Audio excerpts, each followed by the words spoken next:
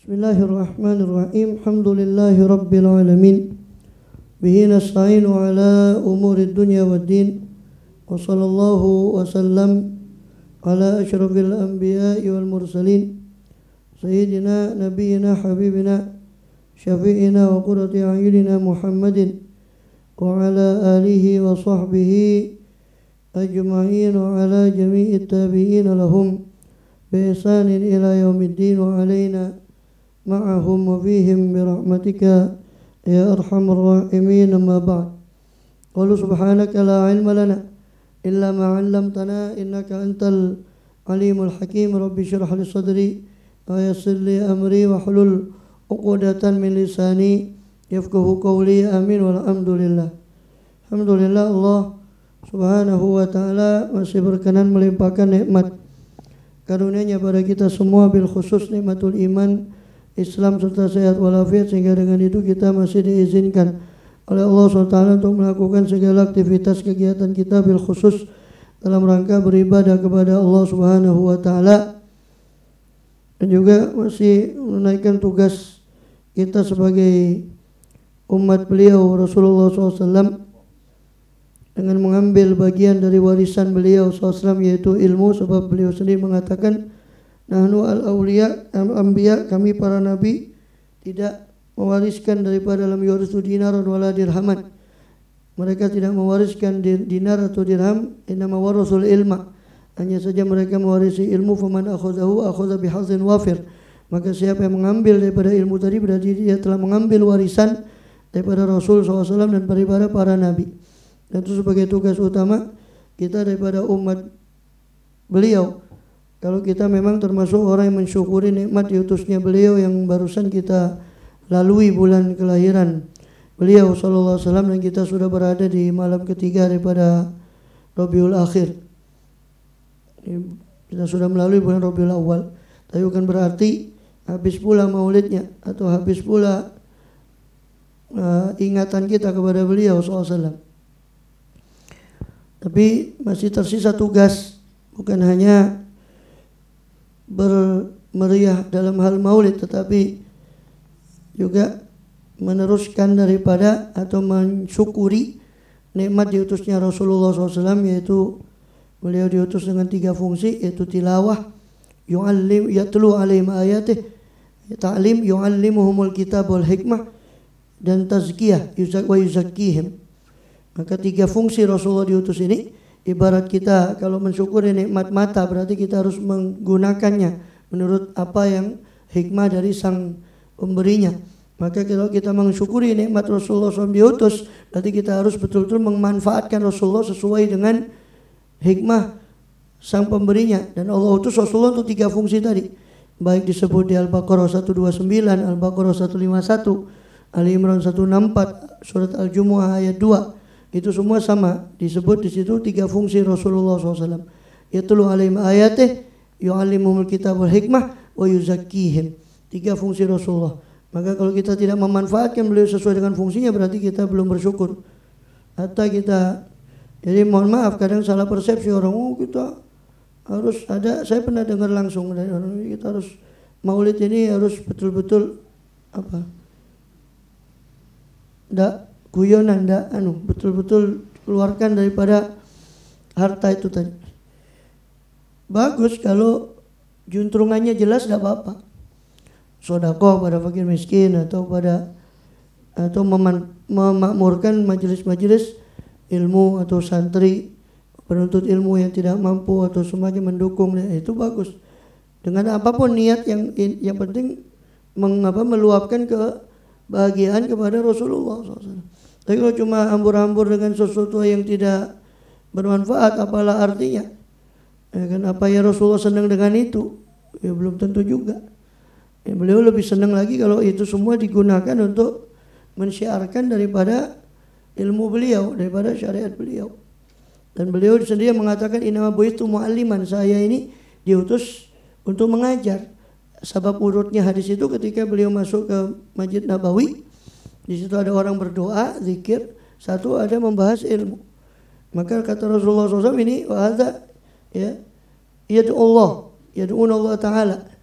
Ya, maka ini orang mereka berkumpul untuk berdoa kepada Allah. Maka mudah-mudahan Allah memberikan daripada mereka punya hajat. Kalau Allah mau kabulkan itu terserah kepada Allah. Tapi ini yang satu lagi kelompok ini dia belajar. Yata'allamun, mereka belajar, atau yu'allimun wa mereka belajar dan mengajar. Aina mabuitu mu'alliman, hanya saja saya diutus untuk mengajar, maka beliau kemudian duduk di halaqah daripada ilmu. Maka yang ingin saya sampaikan sebetulnya poinnya, kalau bulan Rabiul Awal sudah selesai, kalau diajak ngaji tetap angel tuturane, ya, itu berarti maulidnya kongslet kemarin itu.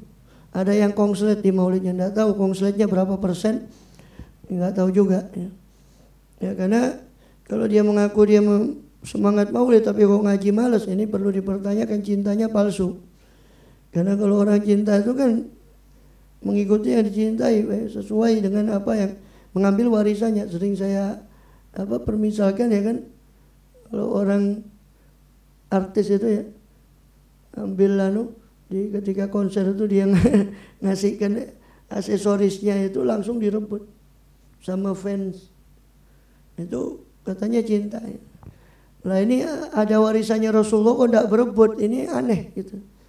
Mendahnya ada satu rambutnya Rasulullah saja. Seandainya ada satu rambutnya Rasul SAW datang ke sini waktu itu, ya dibawa. Saya masih ingat waktu Habib Zain bin Sumait baru datang tahun berapa itu.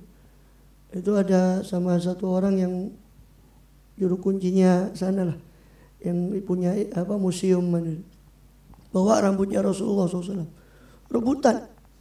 Dan memang patut kita tidak menyalahkan, siapa yang tidak kepingin tabarukan kepada rambutnya Rasul SAW.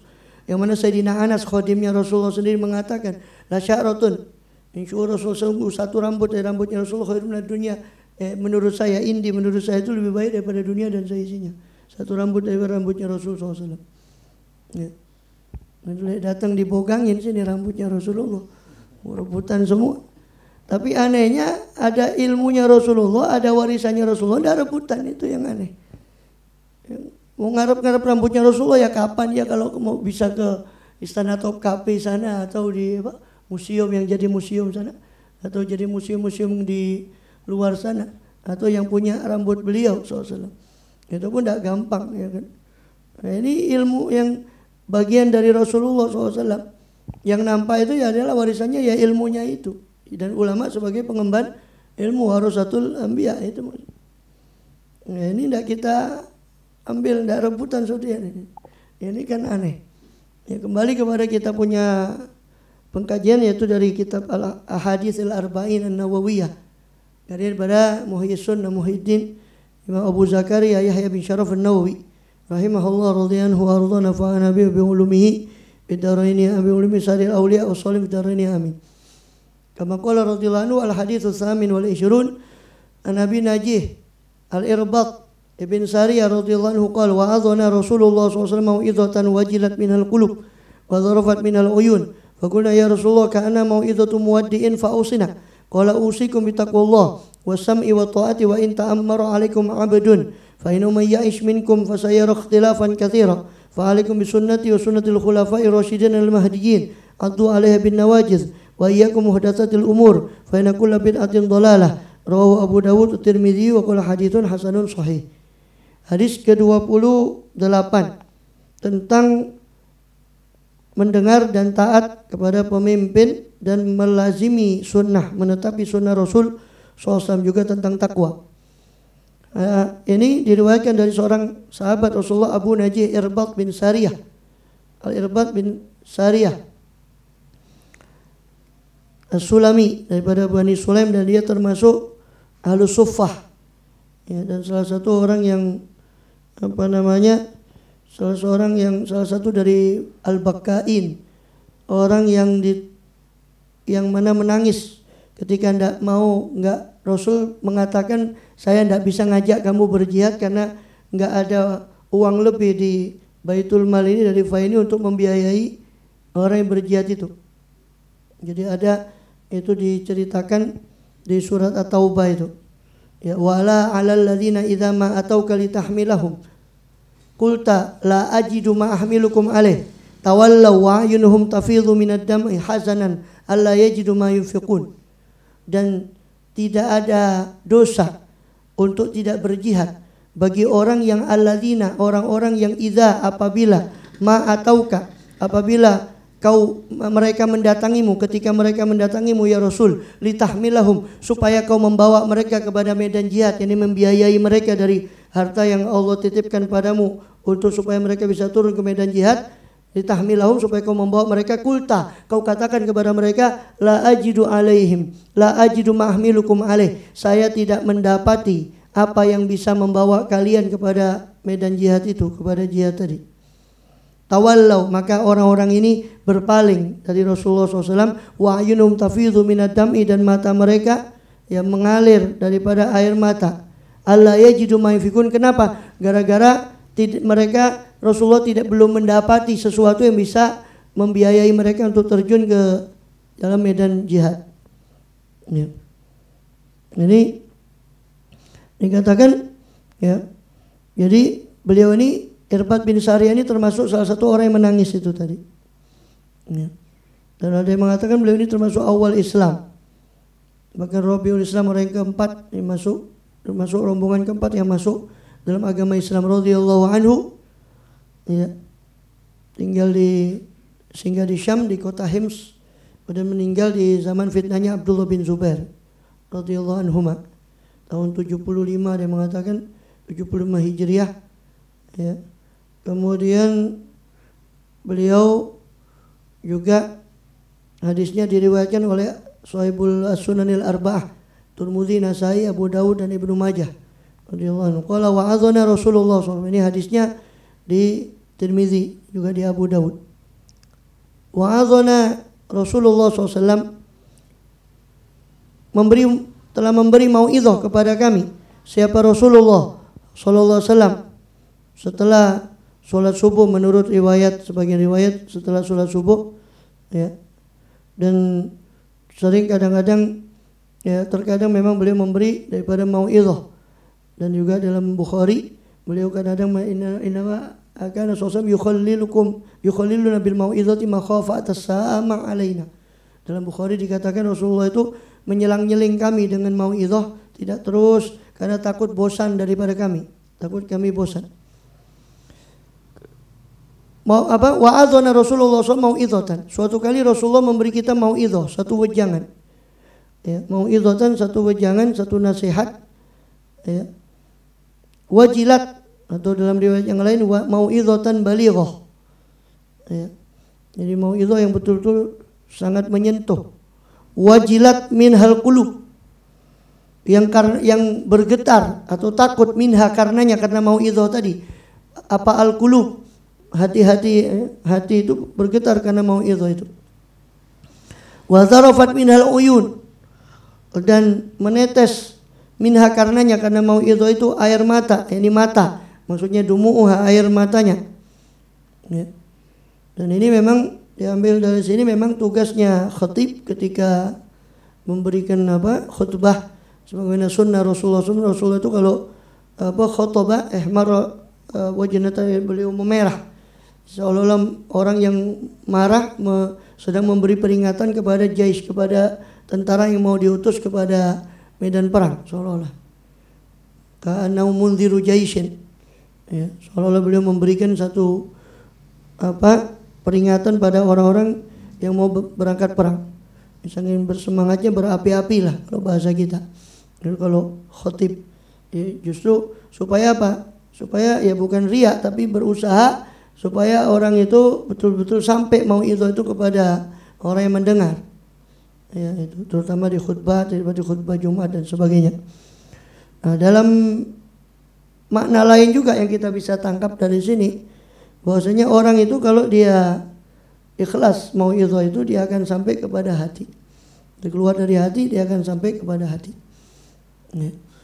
Kemudian ya Rasulullah, katanya para sahabat, ya, ka'annaha mau'izatun muwaddi, seolah-olah wejangan Anda itu wejangan orang yang mau berpamitan. Seolah-olah wejangan itu seperti wejangan orang yang mau berpamitan, karena saking, ya, betul-betul menyentuhnya wejangan itu tadi, ya. Orang yang berpamitan itu kan artinya dia betul-betul memberi pesan sebisa mungkin, karena sudah kemungkinan tidak bertemu lagi. Karena isinya sangat padat sehingga seolah-olah itu mau itu yang seperti orang yang berpamitan. Fa'ausina, maka berilah wasiat kepada kami. Ini wasiat yang sekiranya menyeluruh. Ya, karena ketika mereka memahami bahwa ini adalah muaddi, seolah-olah ini pamitan, maka tolong berikan kami wasiat yang menyeluruh yang bisa kami pegang. Ya. Kemudian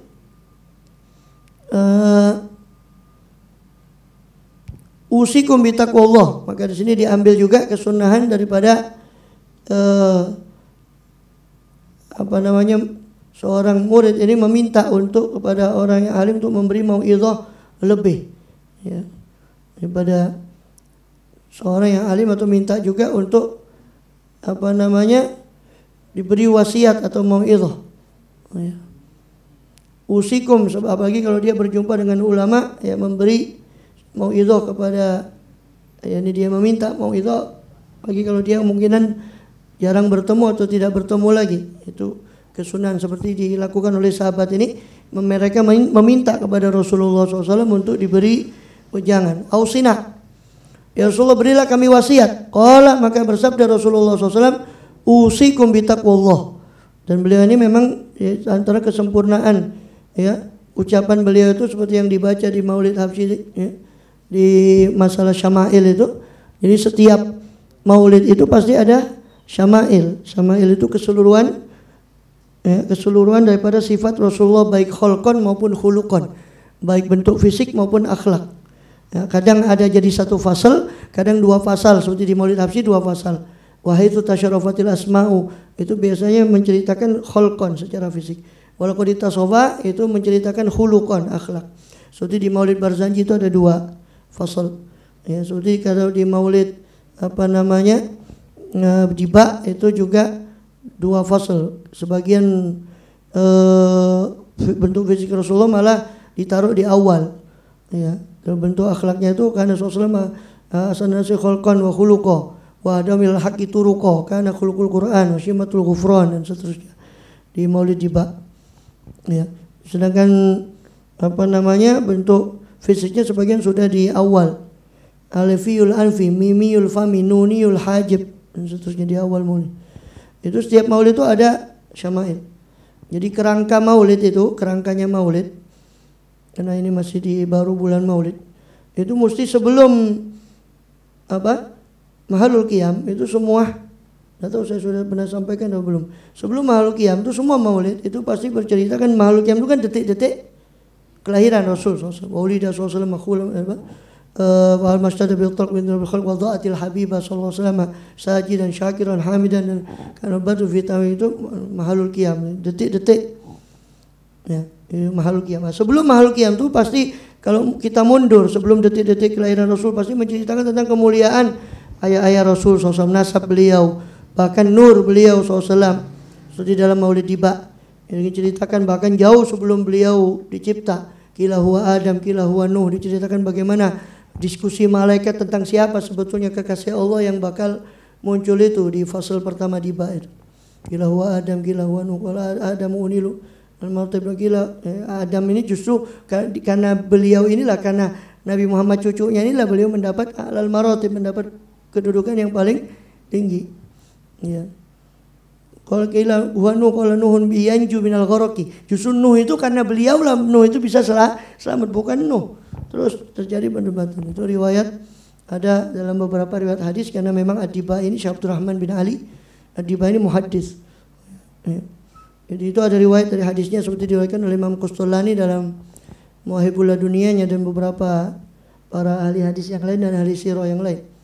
Itu ada riwayatnya tentang bagaimana perdebatan malaikat itu. Biasanya begitu.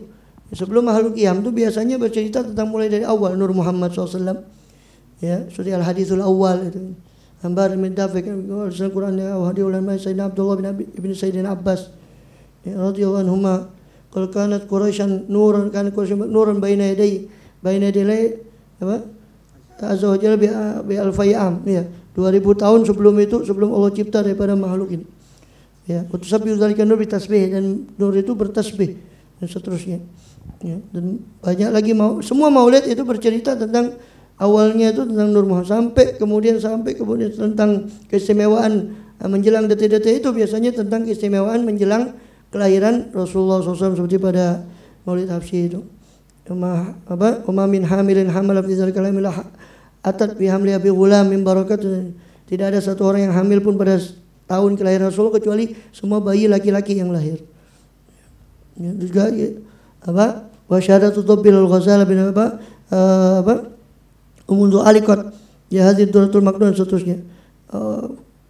Mu'linatan bi kamalil bisyarah, semua itu qulu dabbatin li quraisyin nataqat bi fasil ibarah mu'linatan bi, dan itu diceritakan juga oleh Imam Qustulani dalam Mawahibul Ladunia dalam riwayat hadis yang juga dinukil oleh beberapa muhaddits tentang riwayat itu tadi bahwa di malam itu ya menjelang kelahiran Rasulullah SAW maka semua dabbah milik Quraisy itu natokat berbicara bifasil ibarah mu'linatan bi kamalil bisyarah, bercerita tentang bisyarah yang akan kabar gembira yaitu lahirnya Rasulullah yang akan lahir Rasul.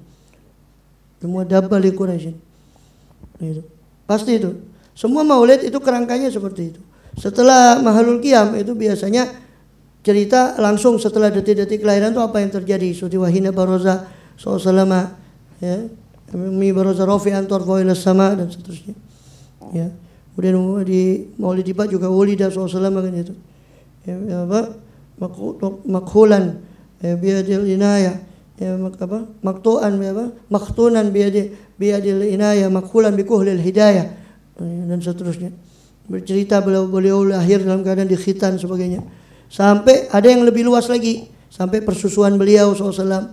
Baru biasanya setelah intinya itu setelah kelahiran dan persusuan, habis itu pertumbuhan beliau biasanya langsung dipotong syama'il beliau. Ada yang lebih luas seperti di Barzanji itu sangat luas sekali, sampai cerita mulai sampai bagaimana beliau ke Syam, bercerita lagi bagaimana beliau umur 25 tahun menikah dengan Khadijah, cerita walaupun dengan singkat. Dan umur 35 tahun beliau ikut renovasi Ka'bah SAW. Umur 40 tahun SAW beliau menerima wahyu ya, terus ringkesan daripada baru kemudian syama'il. Jadi Barzanji itu luas, ada yang sangat luas kan, ada itu kerangka maulid itu semua. Yang pasti ada di maulid itu setelah Mahalul Qiyam itu pasti cerita tentang setelah kelahirannya sama persusuannya sama pertumbuhannya, biasanya langsung ke syama'il. Itu pasti syama'il itu 2 fasal terakhir, itu pasti semua maulid 2 fasal terakhir kebanyakan syama'il, keseluruhan Rasul SAW baik fisik maupun akhlak ya, khulqan maupun khuluqan. Maka begitulah tadi ke maulid itu belakrak ke situ ya. Tapi mumpung ada maulid jadi usina. Jadi Rasulullah itu begitu. Dikatakan di Maulid Habsyi itu falaqad utiya min jawami'il kalimi ma ajaza anil ityani bimithlihi masaqiul bulagha'i minal bashar. Sungguh beliau itu telah diberi min jawami'il kalim, daripada kumpulan kalimat-kalimat itu, komplit-komplitnya kalimat, menjawab kalimat. Ma'ajaza anil ityan, daripada apa? Yani sesuatu yang ajaza, yang lemah daripada manusia itu, anil ityani bimithlihi, dengan seperti apa yang diucapkan, untuk mendatangkan seperti apa yang diucapkan oleh Rasulullah. Tidak mampu. Masaqiul bulagha, meskipun masaqiul bulagha ya, ahli sastranya ya, dan ahli pidatonya. Al bulagha orang-orang yang kalamnya baligh. Misqa yani orator yang ahli daripada bicara, semua itu tidak mampu mendatangkan seperti apa yang didatangkan oleh Rasulullah daripada sedikitnya kalimat dan dalamnya makna min jawami'il kalim, komplitnya kalimat itu tadi dari sedikitnya. Itu masuk mukjizat beliau SAW. Nah, mukjizat yang masih bisa kita lihat adalah hadis-hadis beliau SAW, ucapan-ucapan beliau selain Al-Quran tentunya. Ucapan-ucapan beliau SAW bagaimana singkat dan padat ya. Kemudian di semua bidang, ketika beliau berbicara tentang masalah makanan, para dokter pun mengakui beliau telah mengumpulkan daripada inti daripada kesehatan itu dalam menjaga makan itu dalam kalimat yang singkat. Ya, sallallahu alaihi wasallam. Maka ini harusnya menyadarkan kita, apakah kita masih mencari daripada penerangan daripada barat, dari timur, dari macam-macam. Sedangkan kita sudah, cuma kita saja yang tidak menggali, kita saja yang malas untuk menggali daripada warisan Rasul SAW. Padahal semua bidang itu ada, semua hadis dan semua bidang itu Rasul SAW berbicara tentang itu. Ya, dan ada nasihat-nasihat beliau, jangan walaupun kadang secara umum. Ya. Usikum bitaqwallah, kata beliau. Fausina, maka Rasul memberi wasiat, saya wasiatkan kalian dengan ketakwaan kepada Allah Ta'ala. Ya. Takwa, ya, seperti kita ketahui sering didefinisikan oleh ulama, imtithalul awamir wa ijtinabun nawahi. Ya. Yang melakukan perintah dan menjauhi larangan. Perintah itu ada yang wajib, ada yang sunnah. Larangan itu ada yang makruh, ada yang haram. Karena kita perlu tegaskan ini karena orang menganggap perintah itu yang wajib saja. Sunnah itu bukan perintah. Ya. Padahal kalau kita lebih mendalami kepada usul fikih, dan itu ada tolab, ada nahi. Nahi itu ada yang jazim, ada yang tidak jazim. Tolab itu ada yang jazim. Jadi perintah itu bukan hanya wajib, sunnah pun perintah. Cuma bedanya tidak ada ancaman bagi yang meninggalkan sunnah itu tadi, cuma rugi karena dia, ya, apalagi thalibul ilm, apalagi orang yang menuntut ilmu, maka harus melakukan sunnah-sunnah itu. Bagaimana nasihat Imam Ghazali di kitab Bidayatul Hidayah itu, ya kan. Kemudian juga larangan itu bukan hanya yang haram, yang makruh pun larangan. Jangan menganggap ini makruh saja. Ya, itu juga larangan. Ya, jadi takwa itu melakukan perintah menjadi larangan. Larangan perintah ada dua, sunnah wajib. Larangan ada dua, makruh sama haram. Dan juga di sisi lain perintah juga ada dua, zahir dan batin. Larangan juga ada dua, zahir dan batin. Perintah zahir seperti sholat dan macam-macam itu. Perintah batin ya khusyuk dalam sholat. Khusyuk itu masuk kepada batin. Ya, termasuk masalah penyakit hati, dan itu termasuk perihal-perihal sifat-sifat hati yang terpuji, daripada tawadhu, daripada syukur, qanaah, macam-macam. Itu termasuk taat kepada batin. Yang paling unggul dari semua itu yang di hati adalah iman. Ketaatan batin yang paling adalah iman, keimanan itu tadi. Kemudian juga larangan juga ada zahir, ada batin. Zahir ya jelas, yang pokok itu sudah kita jelas, ya kan, ada, ya kan, larangan berzina, larangan mencuri, larangan yang sudah jelas itu secara zahir. Ada larangan batin. Nah, larangan batin yaitu tadi sifat-sifat yang tercela, yang kadang kita luput dari yang batin ini. Justru makanya Habib Abdullah Haddad dalam kitab Nashai'id Diniyah itu menjelaskan bahwa sedikit daripada amal batin itu tidak bisa dibandingkan dengan amal zahir, walaupun satu gunung daripada amal zahir. Maka naudzubillah, bagaimana Rasulullah SAW menceritakan habisnya amal itu hanya gara-gara penyakit iri. Iyakul hasad wa inna hasada ta'kul hasanat kama ta'kulun narul hatab. Karena hati-hati kamu terhadap sifat iri, sebab iri itu dapat memakan amal kebaikanmu seperti api memakan kayu bakar. Ya. Makanya di situ kenapa kita perlu di awal hadis Jibril itu selain ilmu iman dan ilmu Islam, kita juga perlu ilmu ihsan. Itu tentang masalah hati. Dan wasiat takwa ini paling, ya, jadi ada perintah, ada larangan, ada sifat zahir, ada sifat batin. Larangan pun begitu, ada zahir, ada batin, ada wajib, ada sunnah, ada haram, ada makruh. Ya.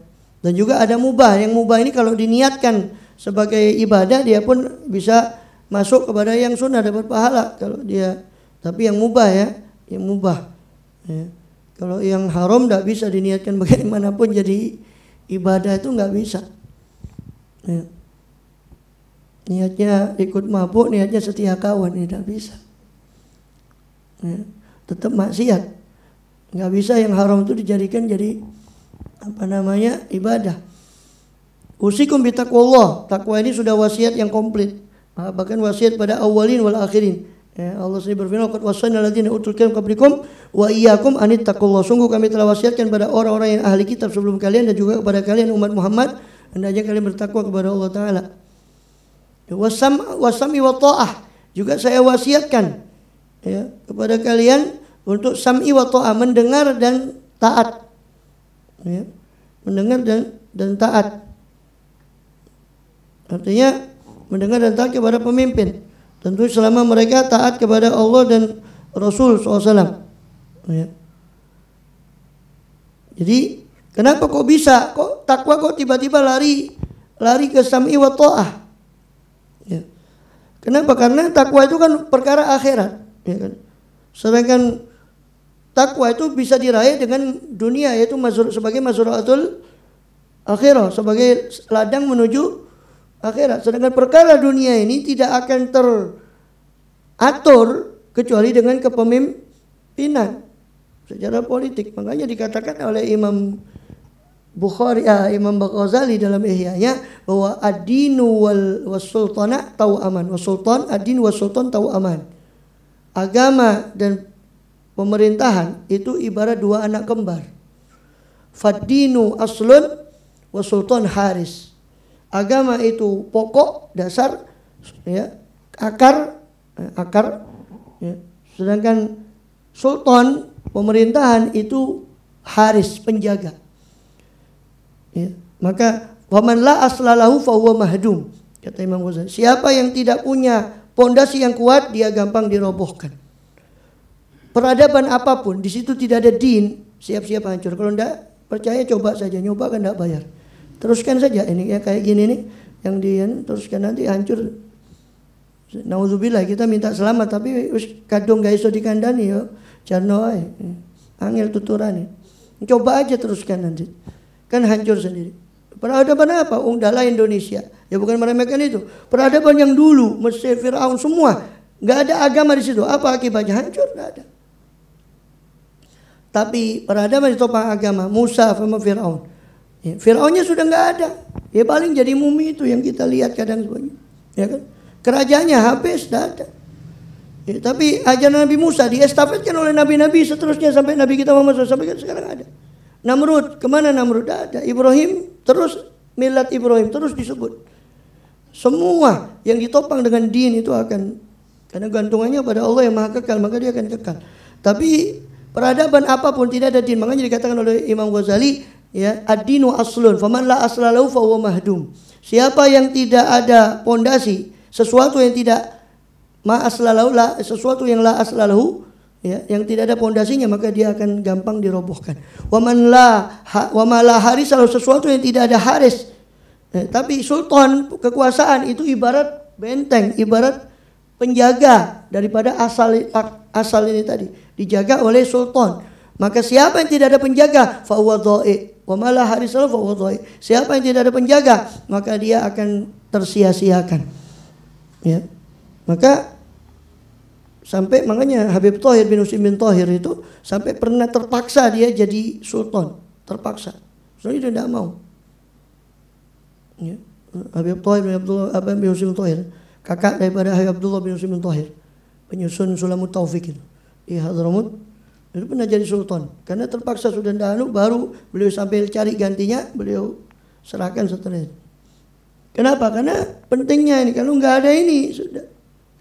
Coba nggak ada pemimpin, nggak ada pemerintahan, tidak, kacau. Ya. Mau nggak bisa terawih, nggak bisa macam-macam, nggak bisa kalau gonjang ganjing. Ya, makanya sampai ada, nggak tahu saya, kayaknya bukan hadis itu, ucapan ulama. Jadi pemimpin zalim itu lebih bagus daripada tidak ada pemimpin. Bukan kita membenarkan kezaliman ya, sekali lagi. Lebih bagus daripada tidak ada pemimpin sama sekali, kacau.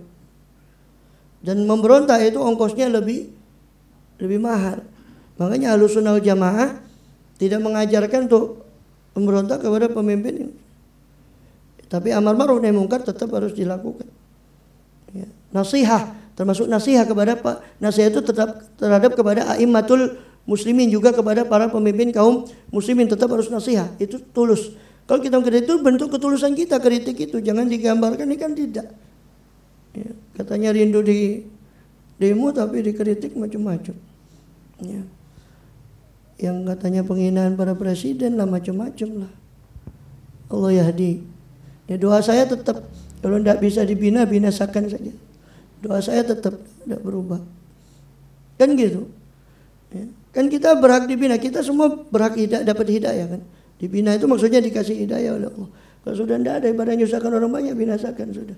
Doa saya singkat juga. Ya Allah bina, kalau tidak bisa binasakan. Saya sering kadang di sujud kalau lagi ingat itu saya doa gitu. Ya jangan lupa doa.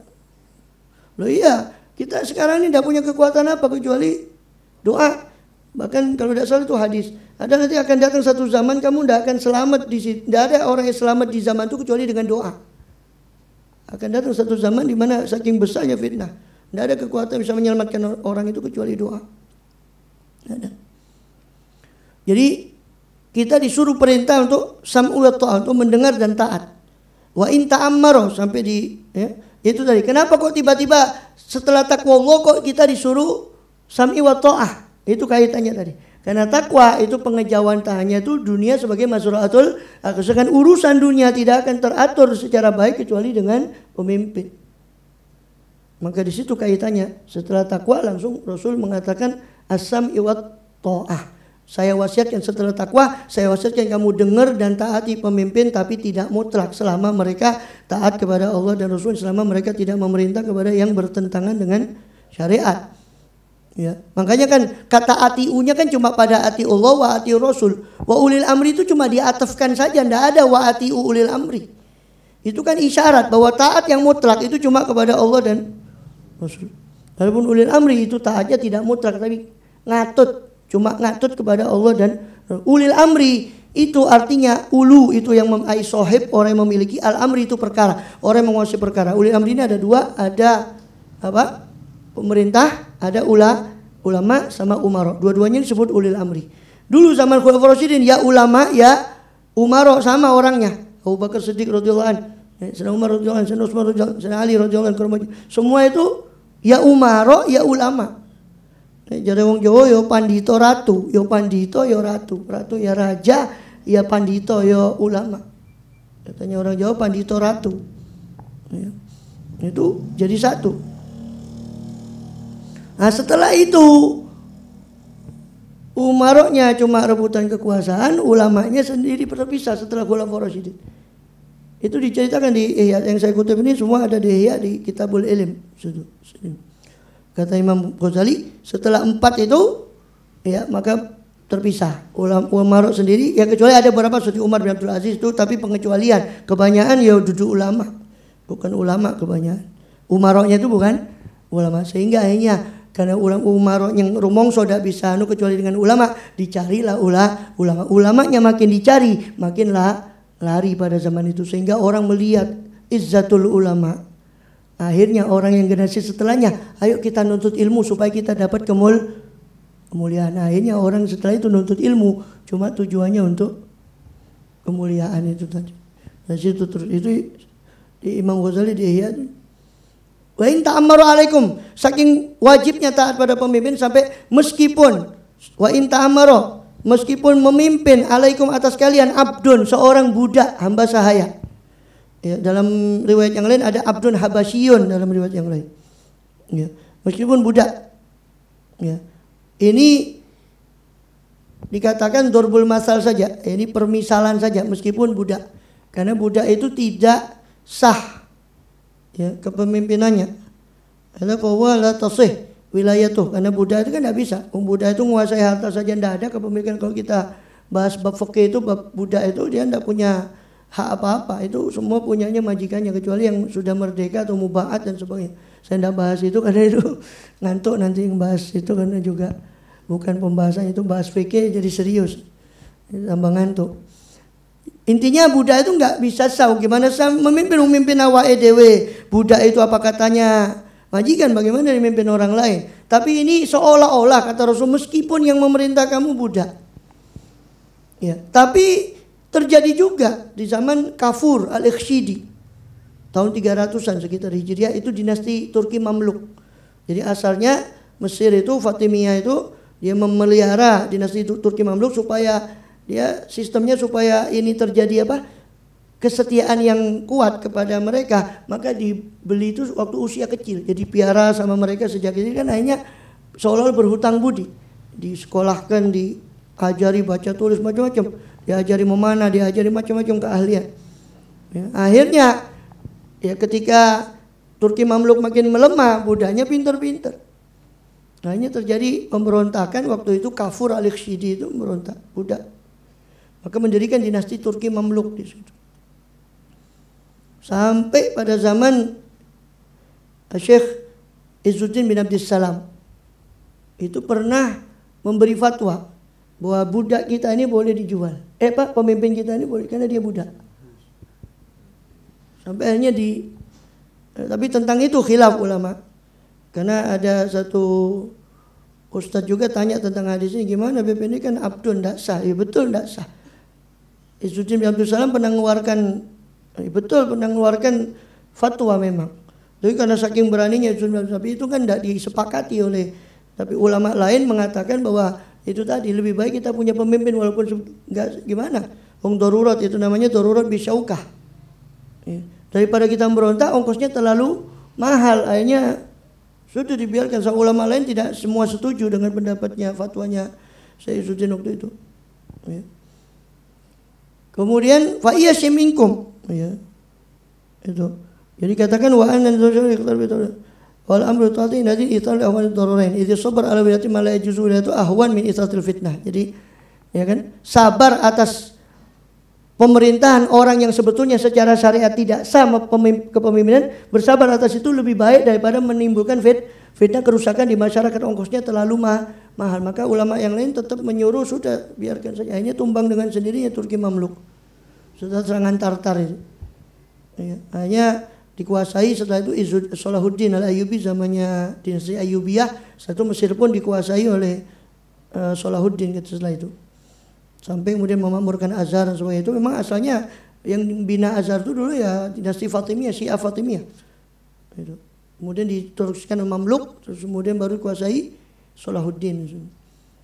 Kemudian fa iya isminkum fasar ikhtilafan katsira. Sebab kenapa harus berpegang pada dua wasiat ini? Sebab kata Rasulullah, siapa yang hidup di antara kalian nanti kalian akan melihat percekcokan, perselisihan yang banyak. Ikhtilafan katsira, sudah tidak usah dijelaskan ini.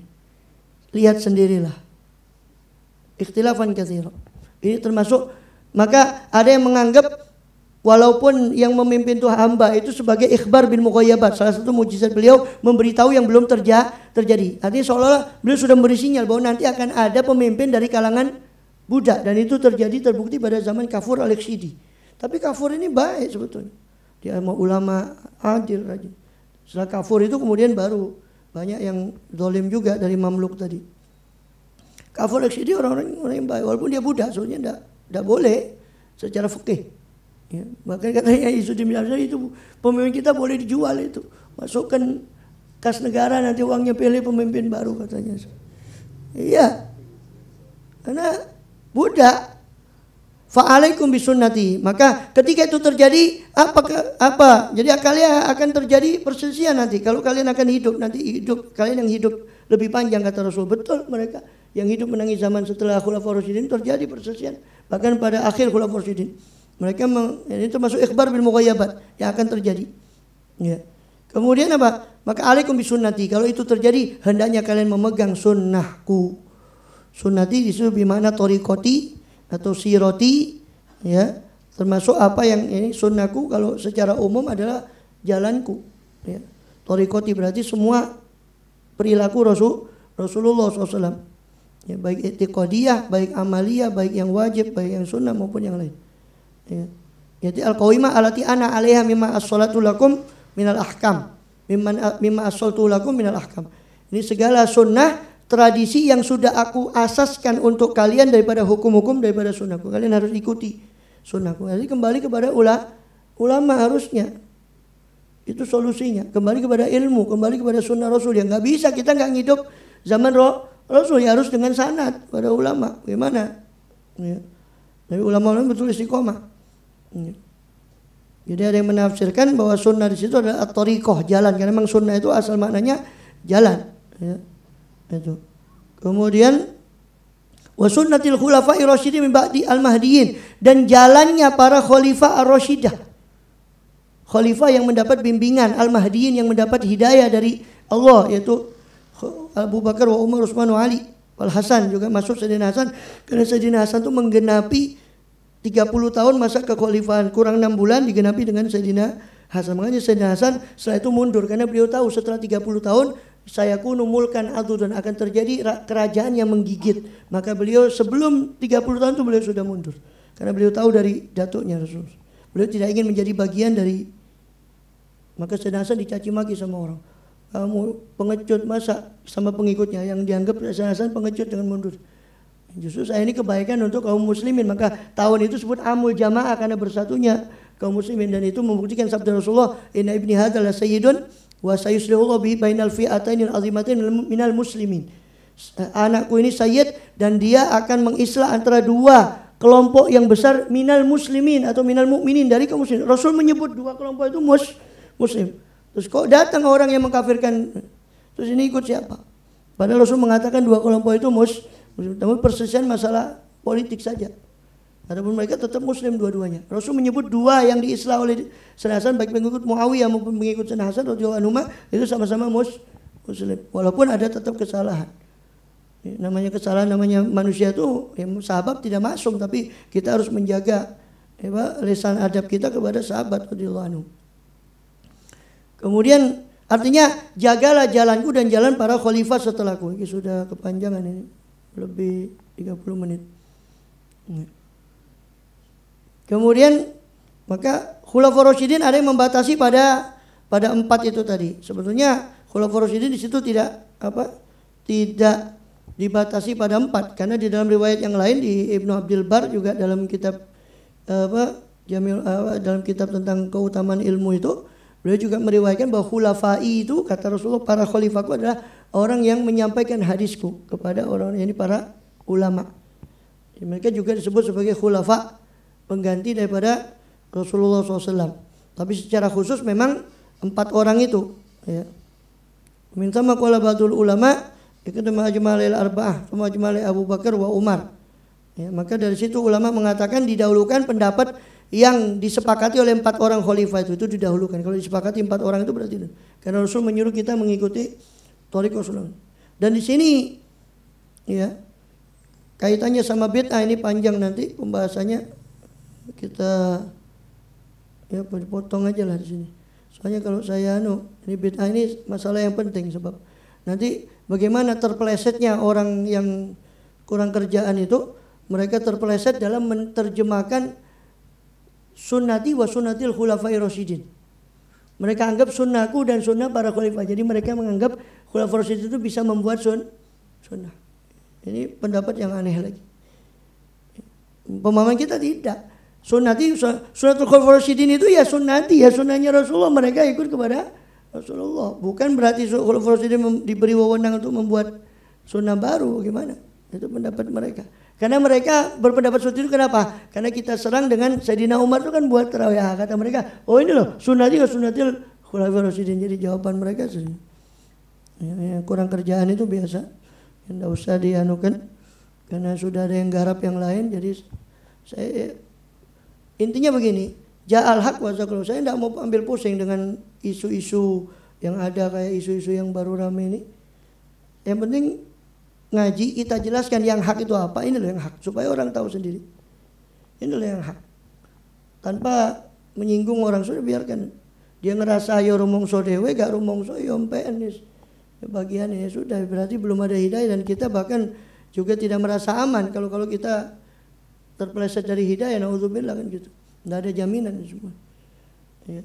Wallahu a'lam bissawab. Jadi saya lanjutkan insyaallah di tentang masalah bid'ah ini panjang nih. Pembahasannya nanti panjang. Dan ini perlu diketahui juga. Barangkali Nabi malam tanah zidna ilman nafi rabbana zalamna anfusana wa illam taghfir lana tarhamna kunna khasirin rabbana atina fid dunya hasanatan wa fil akhirati hasanatan wa qina adzabannar. Wassallallahu alaihi wasallam. Subhanaka rabbil izzati amma yasifun. Salamun alhamdulillah. Amin. Al-Fatihah.